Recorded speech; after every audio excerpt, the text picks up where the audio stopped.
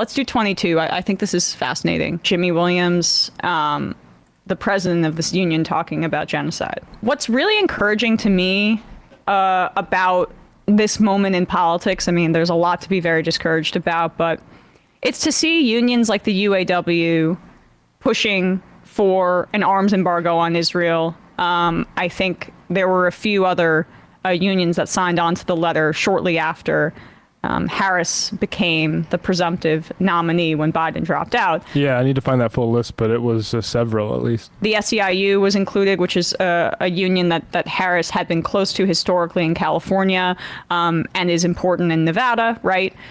The unions in this country are doing great work, not just in terms of raising wages for workers and fighting corporate power, but also making clear that what they want to do with union power is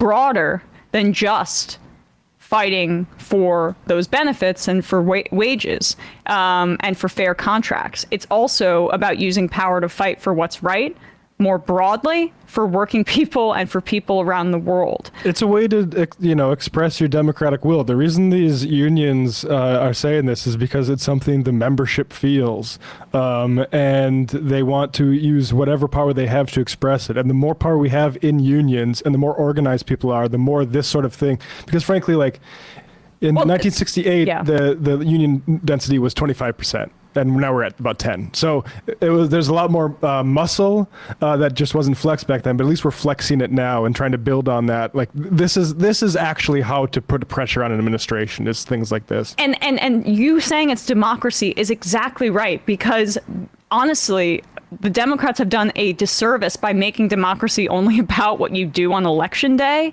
This is a display of democracy as well. Workers coming together and building power so that they can use leverage on all the days that are not election day in November in for midterms and for the presidency. As Richard Wolff says, democracy at work. Like if you can have democracy, but it only has the impact of every place except the place you spend 8 hours a day. Yeah. Then what good is democracy? Exactly. So with all that said, this is it's cut up, but because we couldn't really find the full speech, but you get the gist here. This is Jimmy Williams, the president of the International Union of Painters and Allied Trades, speaking very frankly about what's happening in Gaza. There isn't another union in the building trades that hasn't called for a ceasefire like this union has, number one. Number two, we have called on the federal government to stop funding the genocide. I have personally been attacked for taking this position. In principle, I stand personally in support of calling for an end to the genocide that's going on right now in Palestine. Let's go.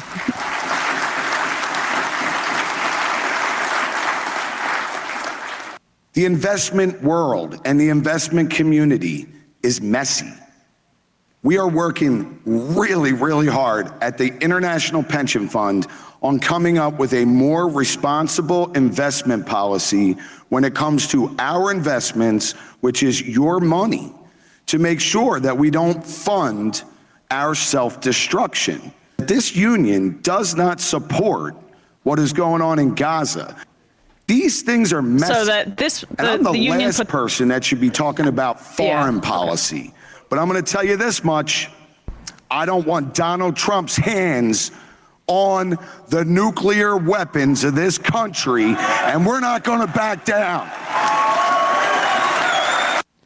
Incredible.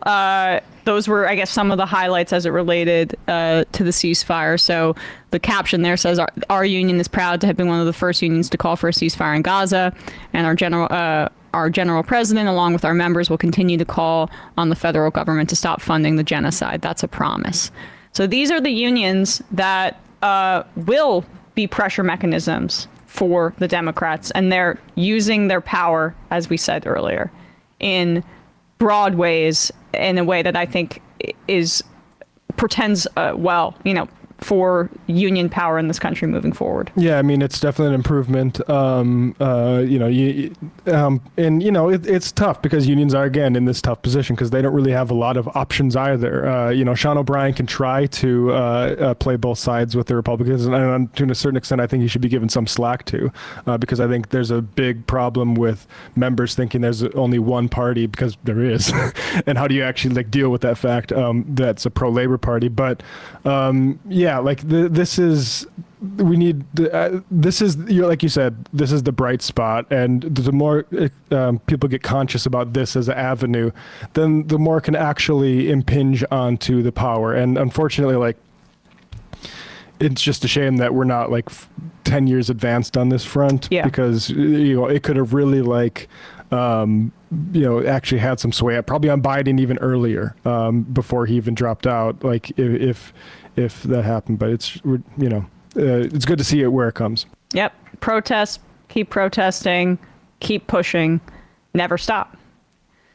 Hi, folks. Hey, you've heard me criticize how the mainstream media across the political spectrum either fails to report on important stories or prioritizes their own bias over balanced and comprehensive news coverage. Well, that's why I use Ground News as a solution on a daily basis.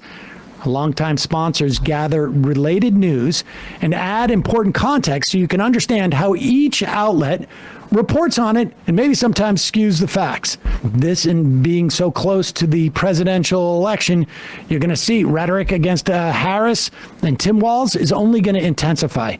So I can't recommend enough that you check out Ground News's election page.